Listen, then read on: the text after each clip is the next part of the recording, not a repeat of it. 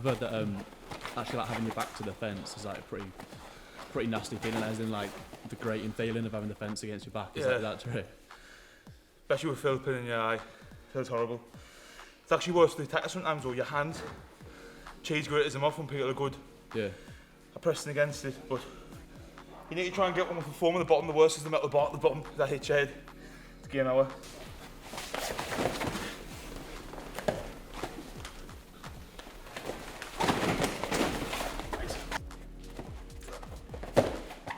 What you've been working on this morning?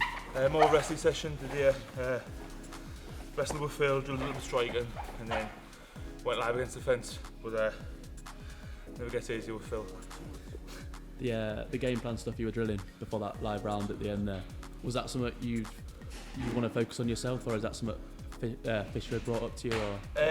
Fisher brought up some stuff. Obviously I looked at my opponent and I have a rough idea of what I wanted to do. I sat down with Fisher and he come up like a game plan, and like there's a few sequences we need to drill, and felt like getting a little bit better. But feel good, like 10 weeks after, I definitely feel fit for this far out camp. Fisher always calls us in and watches them. Most of my opponents I've worked on myself mainly, but the last one, the Contender Series, where like weren't sure. We're expecting to be Southpaw, because the last two fights were Southpaw, he didn't come out Southpaw, but that's what we planned for. And we just knew he was explosive banger, so some of the stuff was like typical heavyweight really. This guy got a few things he likes, so we can actually game plan more for this one. So we've got like a few techniques I'll pick, I'll just drill them to death, and hopefully on the fight day they'll like just flow out.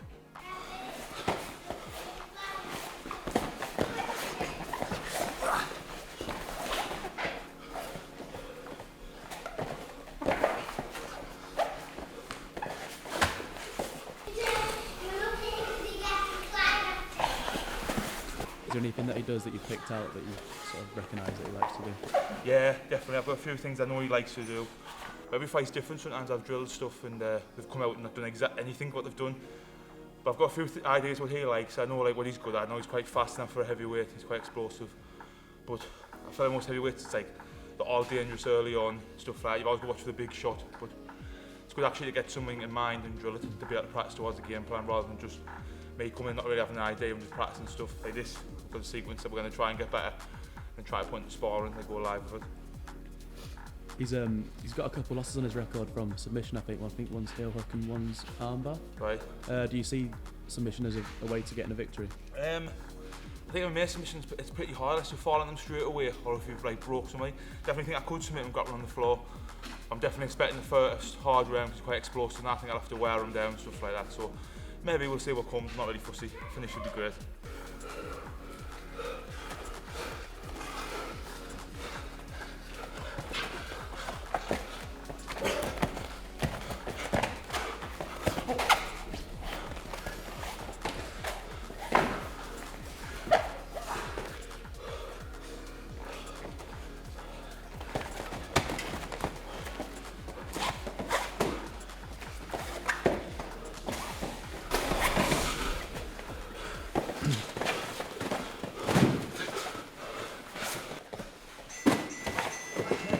How long have you known Mick for?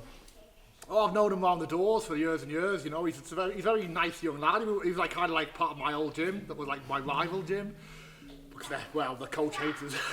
But for like 10 years, we've always spoke to him. You know, but he's been part of the gym for like maybe 3-4 years now. Got a lot close. You know, he's a good guy. Yeah. What's it been like seeing his progress, obviously through amateur, pro, then now his debut in the UFC? Oh, it's been great, you know, we're really complimented. Before Mick came about, I didn't have any elite training partners myself. I used to have to go to top team and travel about. Now Mick's here, we've got a great base of operations, you know, so it's been great watching Mick grow, but I've grown as well, you know, thanks to him. I'm blessed to have a UFC level heavyweight right in my hometown, you know. That doesn't happen very often, you know. Even like from America, you know, you get whole states and you create one or two guys like Mick. To have two guys like me and Mick in the same city is like a big long shot, really. You, Mick, Tom Aspinall in Liverpool. UK is doing pretty good for heavyweights at the minute. Oh, I mean, like, and I've like Tom up here like 3 hours away. Like, we can make one of the best rooms for heavyweight MMA in the whole planet. You know, it's our time. You know, it's our time at the moment. So you gotta watch out. Yeah. What's Mick like in the gym? What's his ethic like? He's great. He works. He bloody does your head and he asks too many questions. Never lets me get out the door. He's a hindrance. He's a bloody pest. No, but he's great. He's got a good attitude.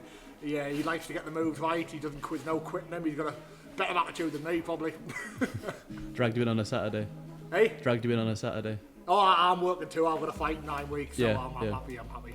Well, I've been like at the top of the game for a long time. I've been all over the world getting things. I know what works for heavyweight. You know, like a lot of stuff which works for the little fellas, you can just go straight out of the window. With us, it just doesn't work. And he's got a good guy. Like if he's learning the technique, if he doesn't do it right, he's not getting up with me. You know, I bring a lot to the team. You know, so hopefully I've got 5 more years left. 5 more years of experience. How does that feel? That obviously the reign you've been on, or you are on at the minute. What does that feel like in being the top heavyweight in Europe? Oh, it feels great. You know, it's good. It's good for me. It's good for me for the family and stuff. I'm making enough money that I can hopefully retire early, ideally. And it's just great. You know, I've got Mick. Mick starting his journey. Tom's midway through his journey. You know, it's great to be a part of the scene at the moment. Is there any goals you still have left? Nah, just get as much cash as possible. I sometimes flirt with the thought of going back to the UFC, but I think they're to start you on basic. Like if I start on basic, it's going to take me really 4 years to get back what I'm on now, and then I'll be like 40 odd. You know, you never know when the contract's up. I'll maybe message him, but KSW's treating me good. You know, I'll stay there and just get me Rolex, and I'll get a yacht for 10 years. 10 years service, nice yacht. What training you got planned for next week, mate? Monday, me and Phil are going to travel down Wigan, Manchester, wherever it is, and train with Big Tom. I think he's got there's about 6 or 7 big guys there, some giants. We're going to go down there, start training now. 1-2 days a week down there, and then the closer to camp, maybe 6-7 weeks out, we'll start going down like 2 or 3 days sparring down there. Phil's hopefully got a fight in like 9 weeks too, and then mine's about 10 the week after, so our camp's fall perfect. I'm with Tom fighting on the card as well. We're all in camp together.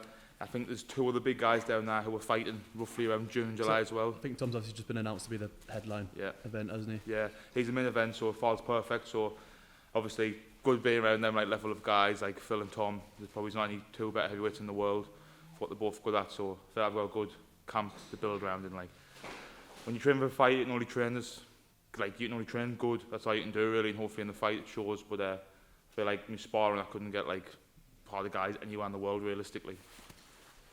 Because obviously you're both fighting on the same night on the same show. Does it feel like you're both going through your fight camp at the same time together, and you're both going through the stages at the same time? Yeah, it's great. Obviously, I started sparring with Tom a couple of years back. I went down, sparred with him down Kelburn, ties on there, sparring down there, and then Phil started coming down with him as well, because I think Phil might have been injured at the time.